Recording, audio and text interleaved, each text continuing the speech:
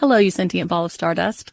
My name is Casey Davis. I'm a therapist and I'm an author of the book How to Keep House While Drowning, where I talk about ways to make it a little bit easier to take care of yourself when you're overwhelmed, stressed, have mental health issues, physical health issues, or maybe you're just in a hard season of life. Maybe you're looking for a place that you can come and listen to some practical advice. This is a podcast for all of the self-help rejects. We're going to talk about skills for survival and self-kindness. And I'm going to leave the pop psychology at the door. I promise not to tell you to meditate or to journal. We're just going to give you some really insightful conversations with hopefully some practical advice. So I don't believe you need to pick yourself up by the bootstraps. I don't want you to just try harder, and I don't believe that laziness exists. So join me over on Struggle Care, where we can find compassionate solutions that help us function a little bit better. Want a holiday gift your employees or clients will actually love? Send them gourmet peanuts from Hubbard Peanut Company. Hub's Peanuts is a family-owned company that's been making high-quality, delicious peanuts and sending them to every corner of the globe since 1954. Order some of Hub's plain, salted, or chocolate-covered peanuts in a special gift tin for the perfect gift for your friends, employees, clients, or even yourself. Visit hubspeanuts.com. That's HUBS peanuts.com. Stoveleg Media, igniting conversation.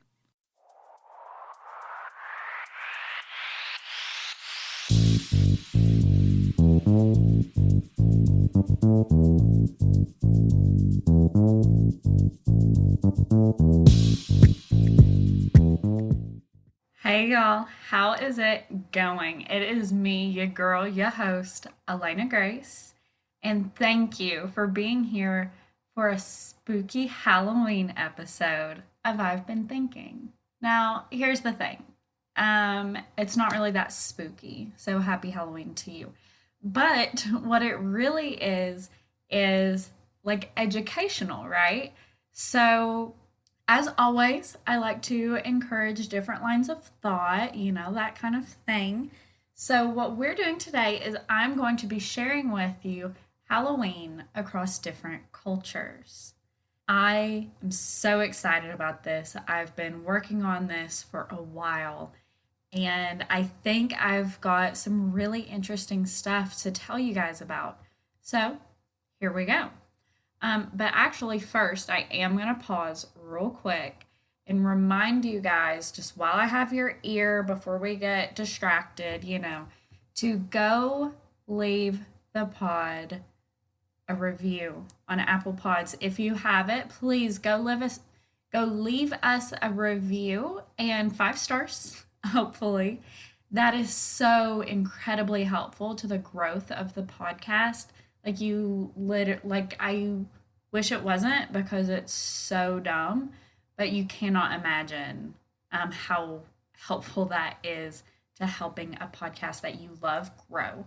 So if you have Apple Pods, if you haven't done it already, please go leave us a hopefully shining review and 5 stars. That would just mean the world to me. Second thing, make sure you share the podcast with somebody this week. That's the main way that we grow. Forget the algorithms of Apple Pods, forget Instagram hashtags, forget all of that. You guys sharing us with other people is how we experience true growth. So please share the pod with somebody today, especially this episode. Get a little Halloween spirit rolling. You know what I'm saying? Okay, so now let's jump in. The first,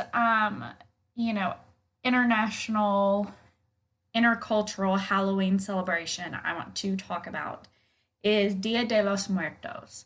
So this is prevalent in Mexico, Latin American countries, and Spain. So pretty much anywhere that was colonized by Spain. They have a 3-day long celebration of All Souls Day, which is traditionally November 2nd. So it's really interesting because Dia de los Muertos comes from not the exact same roots, but some very, very similar roots as Halloween after it was adopted from the pagans to the Christians, which we'll get into. But Dia de los Muertos begins in the evening on October 31st and is a holiday honoring the dead who are believed to be able to return to visit their earthly homes and families on Halloween, October 31st. Now, during this time, many families will have an altar in their homes where they honor those deceased relatives, and especially on this holiday, they will decorate their homes with photos, flowers, candy, fresh water, and bites of favorite foods. That way, their loved ones who come back to visit have these nice things to see, these nice things to remember, and a little something to sip, a little something to snack on, something that maybe they've missed. Maybe they don't have this specific thing quite the way this person makes it in the afterlife. So I think that's really sweet, and that's actually not an uncommon thing in a lot of these kinds of celebrations. Now, also, people see, oh Lord, people celebrating Dia de los Muertos might also leave out a wash basin and a towel so that the family member can wash up before feasting. I just think that's precious. So it's also super traditional to burn candles and incense to light the way home for the spirits visiting, which is also something that carries through, which is fascinating to me. Family will also take this time to tidy the grave sites of any weeds, make any repairs that needs, clean off the headstones, that kind of thing. And then they will decorate the grave with wreaths and flowers. And then on November 2nd, All Souls Day, so kind of the culmination of the celebration, the families gather together at the grave sites to picnic and to celebrate. And sometimes it's even done with mariachi and like big feast-like picnics, party type picnics, that kind of thing. I think that just depends very much on the family. My family has a similar tradition where on specific holidays like Easter, a few other holidays, mostly in the warmer months, we gather at, well, not really gather, just a handful of people will go together to my grandfather, this is on my mom's side, to his grave to clean it up.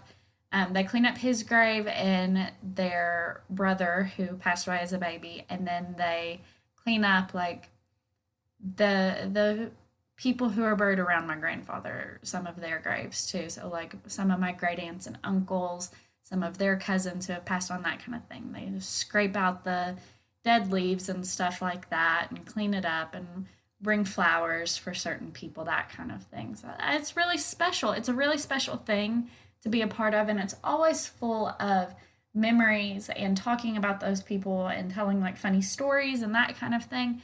So I totally get the celebration of Dia de los Muertos, like that aspect of it, at least, that this is a time when we celebrate these people and their lives.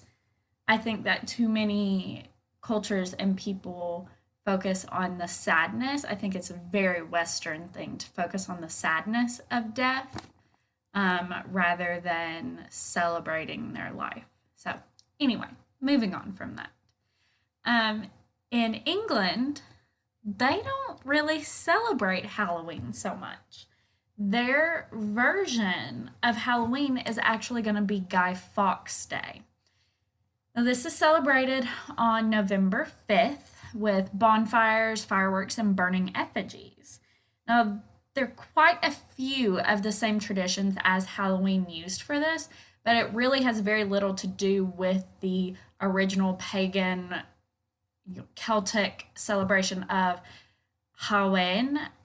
The English mostly stopped participating in Samhain traditions during the Protestant Reformation, which, if you ask me, that's pretty interesting that at this point they were like, nope, no mass for us. Because partially the followers of Protestantism did not vibe with the saints. Being a little Protestant girl myself, I understand. Saints were like really intriguing to me when I was a little kid. Um, so there was really no reason for the Protestants to celebrate All Saints' Day. So they kind of over time adopted Guy Fawkes Day to kind of take Halloween's place as an autumnal ritual. Now, Guy Fawkes is this dude who was executed on November 5th, 1606, after being convicted of attempting to blow up England's Parliament building. He was a member of a Catholic group who wanted to remove the Protestant King James from his throne. This group and like this plan was called the Gunpowder Plot. Now, why do they celebrate this, you ask? Not because they're celebrating Guy Fawkes, which I was confused about at first. I was like, it's called Guy Fawkes Day, so it's like, obviously, yay, Guy Fawkes, right? No. The celebration is of the foiling of the plot, wherein the king was not killed. Now, just FYI, we're going to be talking more about this next week with our movie of the month, V for Vendetta. So make sure y'all come back for that one, because Guy Fawkes Day is highly relevant to V for Vendetta. Like, highly.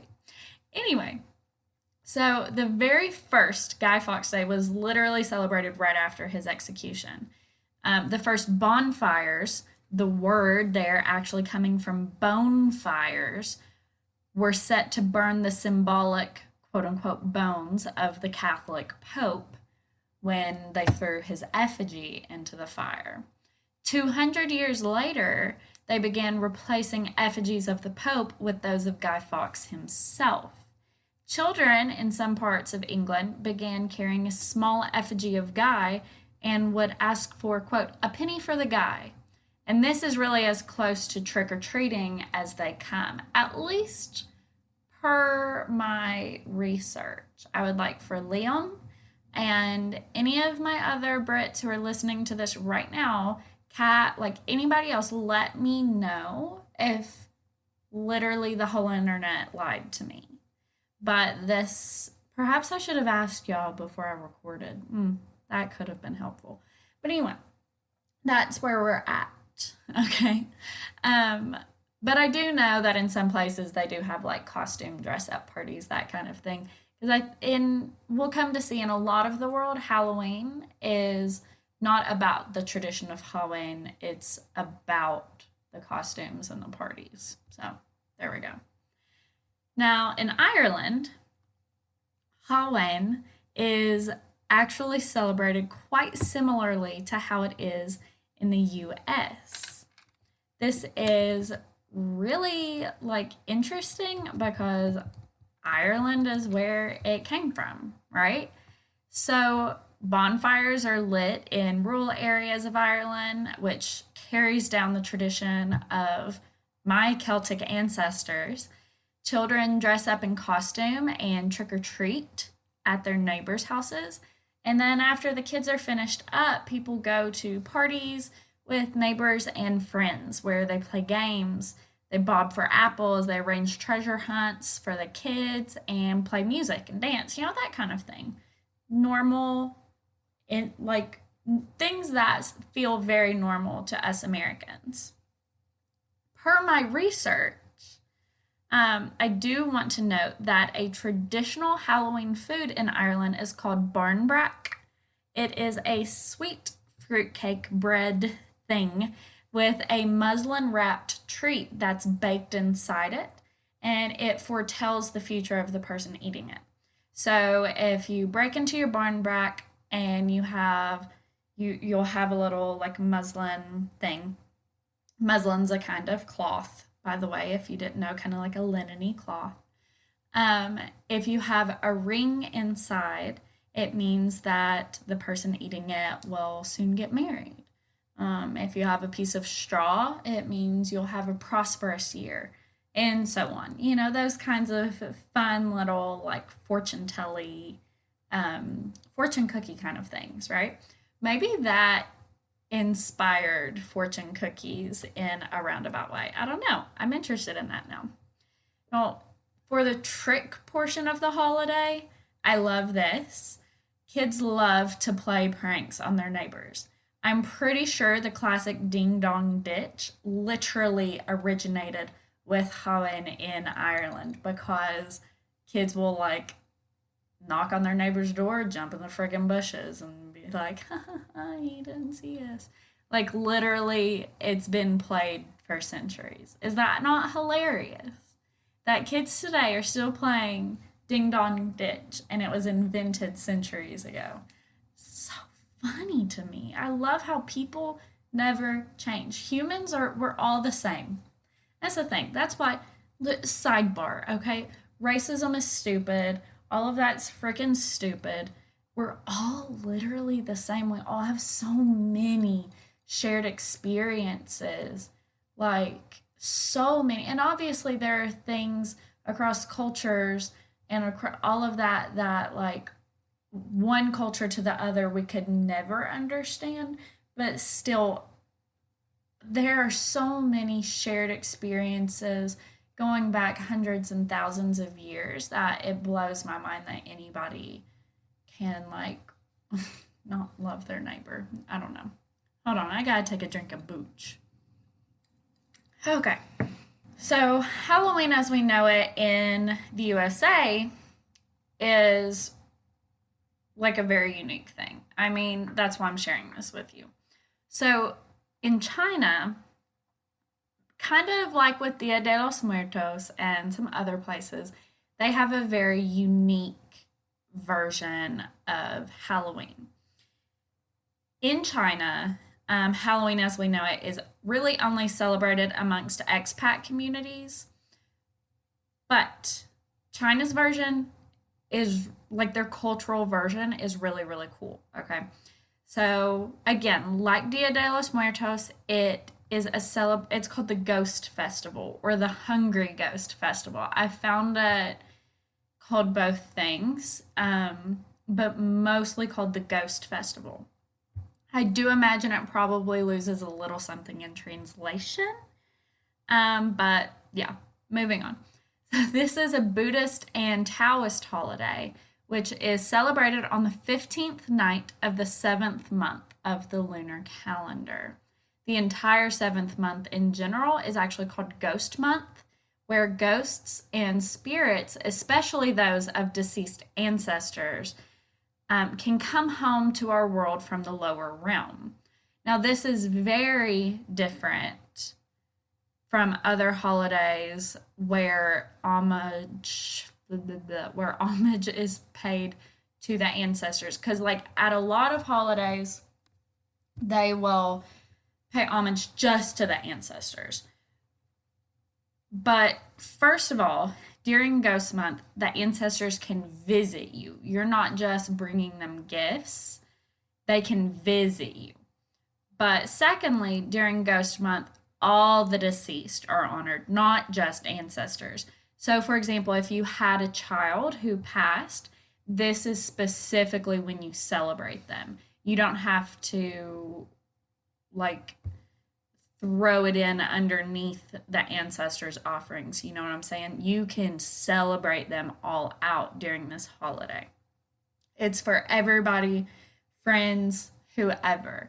But this whole month is very unique because you can be visited.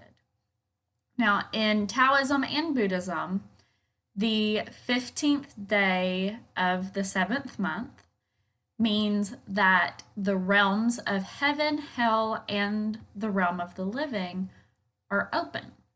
This led to rituals being performed to try to absolve any suffering of the deceased, especially through the piety of their descendants. So making offerings, making prayers, all of that to say, my ancestor doesn't deserve this anymore. Look, like, here's these things for me so that they can be absolved.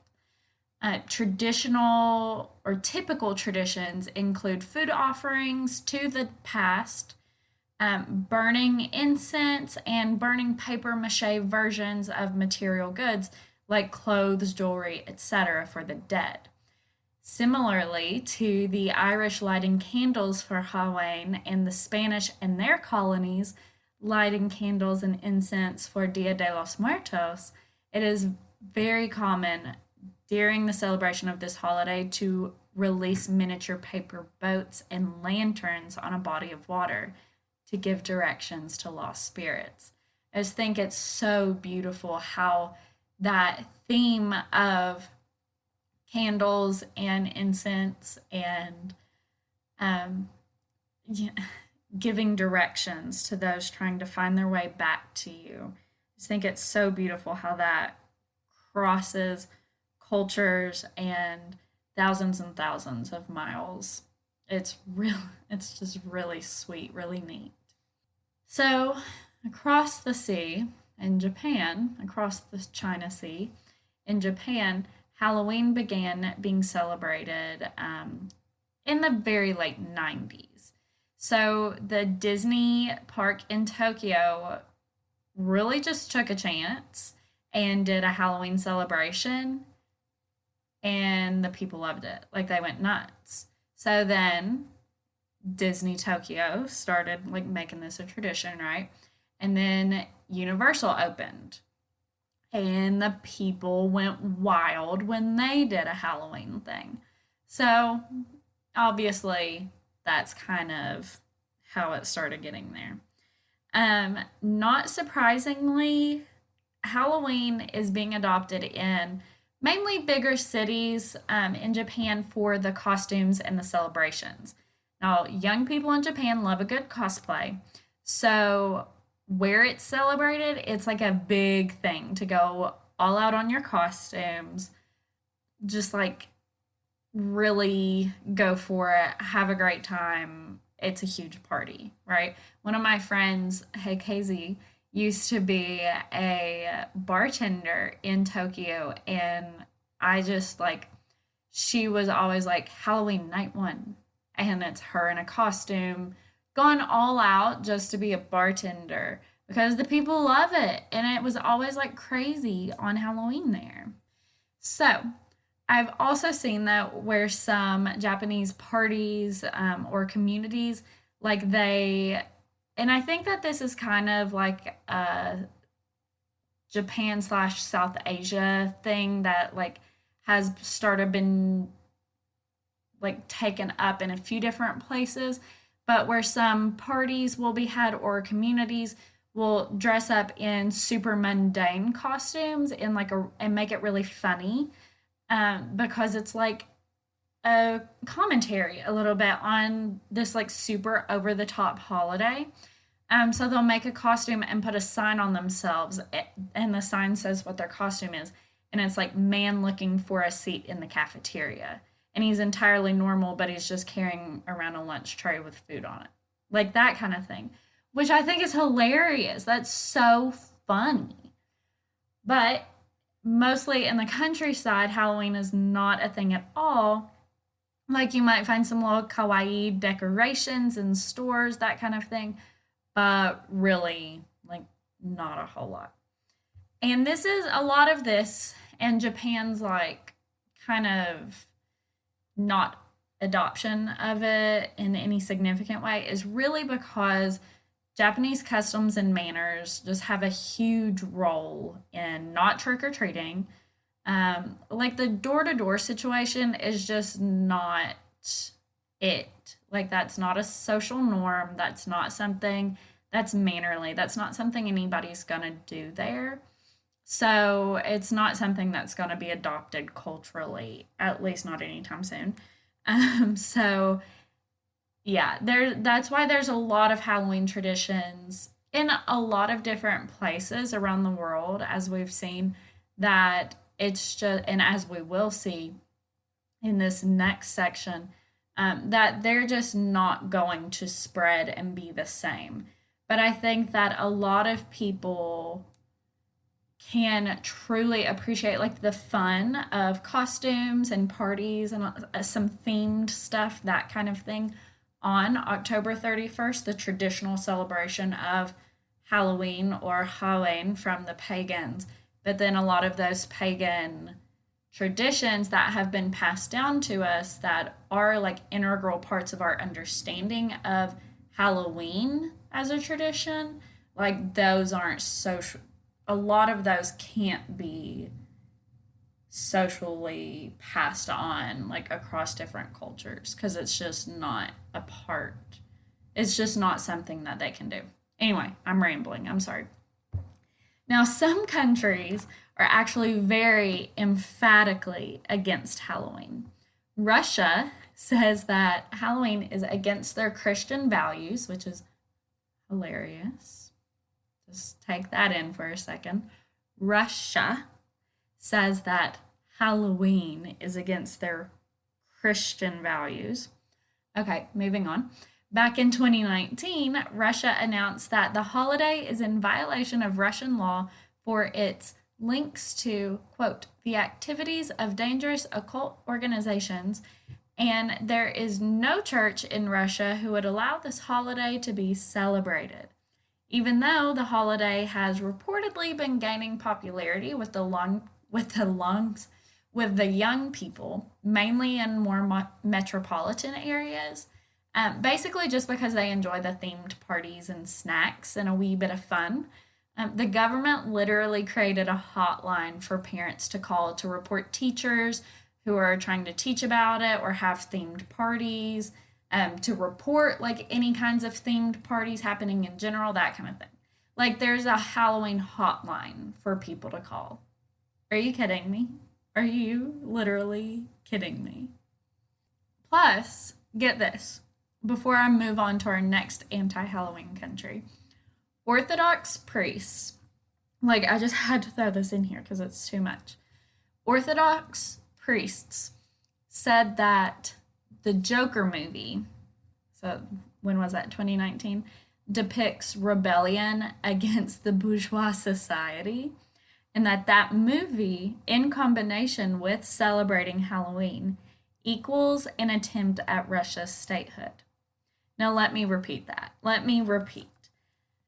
Orthodox priests claimed that people who dressed up as the Joker for Halloween were seeking to destabilize Russia's statehood and corrupt Russia's spiritual identity.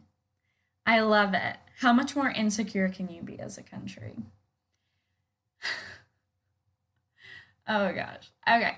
Now, Rwanda in Africa has actually banned Halloween festivities as far back as 2013. In spite of the fact that it is not a super popular unofficial holiday, it is known as a popular party night. And they do have some themed parties like jack-o'-lanterns, like a few things, that kind of thing. And even restaurants and clubs will decorate a little bit and have like some themed snacks, some themed drinks, that kind of thing. God, if I say thing one more time, I'm going to lose it. However, the Minister for Sports and Culture issued a warning to homes, bars, hotels, and restaurants that, quote, Halloween does not resonate well with the Rwandan culture, and we therefore warn all Rwandans not to hold or take part in Halloween activities. Seriously? Tons of people took to Twitter and other platforms to react to this. Of course they did, saying that it's not the government's business what individuals do in their leisure time, especially since the government is paying $0 for any of these celebrations. It's not like there's any city celebrations, like anything like that. It's literally private businesses and private people having little Halloween parties. One person actually pointed out that the government loved foreigners' money but hated their cultures. And the ban on Halloween was far too harsh for those who want to participate and for those for whom it is a cultural tradition. And I think that's frankly a pretty astute observation. I have some friends in Rwanda, and I do know from what they've told me that if you're a foreigner, like me, if I went there, I would get all kinds of attention, but like not necessarily the good kind. But also, like, I can tell from other things that Rwanda has done as a country that they are very in themselves, like they don't want to accept other cultures, which to an extent I think is always like can be okay, but it just depends on how you do it.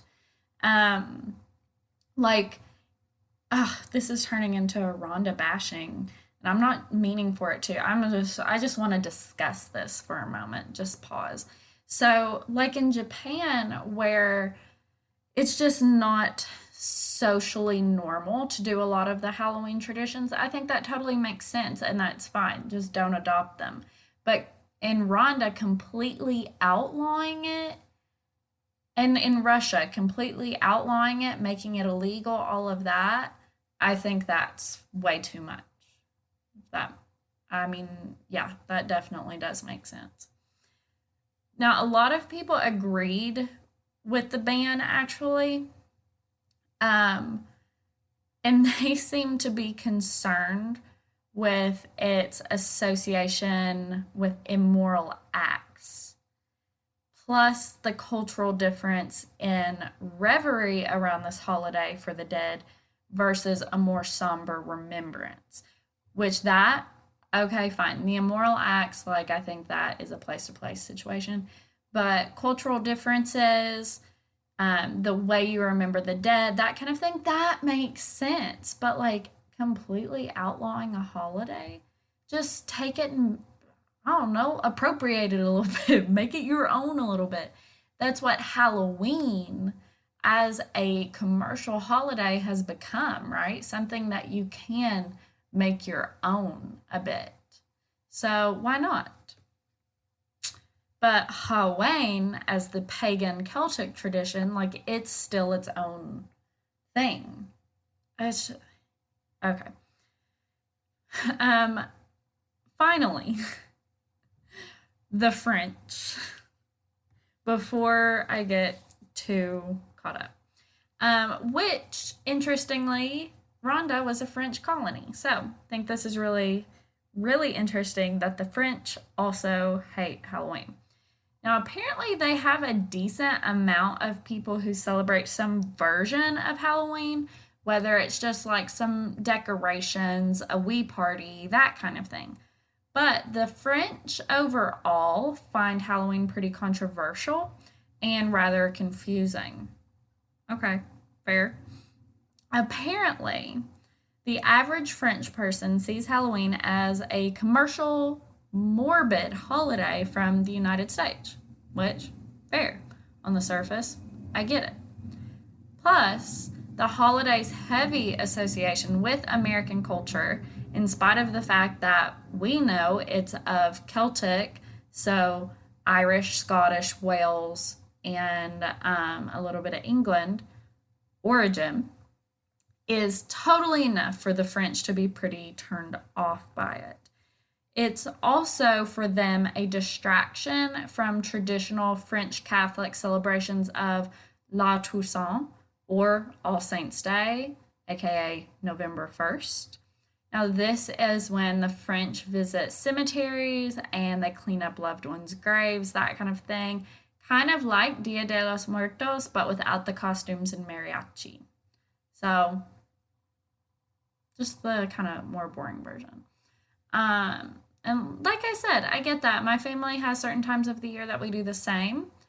So I totally get that you don't want this beloved nationwide tradition overshadowed by something so blatantly commercial that you feel that the Americans are pushing on you. So I do understand that, like 100,000,000%. But then there's another thing. The French, kind of similar to the Rwandans, they don't want to borrow traditions from other countries, even though they already do. Surprise, surprise. Especially when it's a country associated with England. They feel like they're going to lose their French identity if they start melting into other cultures. Plus, like I said, the Anglo-Saxon, Celtic, American associations are just more than enough for the French to not vibe with this holiday at all. And plus, the French do not enjoy the unconventional nature of the holiday. Like, For them, cutting up pumpkins and asking people for candy seems dumb. Fake blood, dumb. Why? Why do it? Kind of like in Japan, actually, very similar to in Japan, a lot of these concepts that are traditional in American and even Gaelic celebrations are just not something that's culturally relevant or acceptable. And so it's just something that they don't really want to do. And that's fair, I think. It's not something, I'm trying to push on anybody. I like my little jack-o'-lantern lights and my little bats that I hang on the wall, but that's fine if you don't. I don't care. You do you, boo-boo. Vibe it out. I love a good theme. If you don't like this theme, fine with me. That's how I feel about that. So, anyway, I hope that you guys have enjoyed this discussion of Halloween celebrations around the world. I hope it's been interesting for you. Truly, I do. And I hope you have the most incredible Halloween weekend. Happy Halloweener. Go be safe, have so much fun, and send me pictures of your costumes, please. Thank you for listening. Go leave a review. Send me a message on Instagram if you want to. Rate us 5 stars. Check out the Patreon to support us financially. Link is in the show notes. And you can find sources for all of today's material on the website I'veBeenThinkingPod.com/blog. Thanks, guys. I love you so much, and I'll talk at y'all next week. Bye.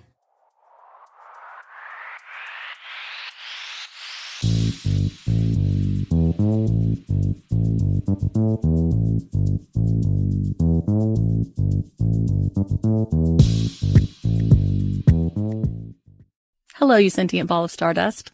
My name is Casey Davis. I'm a therapist, and I'm an author of the book How to Keep House While Drowning, where I talk about ways to make it a little bit easier to take care of yourself when you're overwhelmed, stressed, have mental health issues, physical health issues, or maybe you're just in a hard season of life. Maybe you're looking for a place that you can come and listen to some practical advice. This is a podcast for all of the self-help rejects. We're going to talk about skills for survival and self-kindness. And I'm going to leave the pop psychology at the door. I promise not to tell you to meditate or to journal. We're just going to give you some really insightful conversations with hopefully some practical advice. So I don't believe you need to pick yourself up by the bootstraps. I don't want you to just try harder, and I don't believe that laziness exists. So join me over on Struggle Care, where we can find compassionate solutions that help us function a little bit better. Are you struggling to conceive? You have options, and at Piedmont Reproductive Endocrinology Group, we'll make sure you have the guidance and support you need. PREG is known for individualized fertility care that's unique to every patient. We take the time to provide a reassuring and empowering experience because we believe that you deserve nothing less. Let us help you on your journey to parenthood. Visit us at pregonline.com to learn more. Get the guidance and support you need at Piedmont Reproductive Endocrinology Group.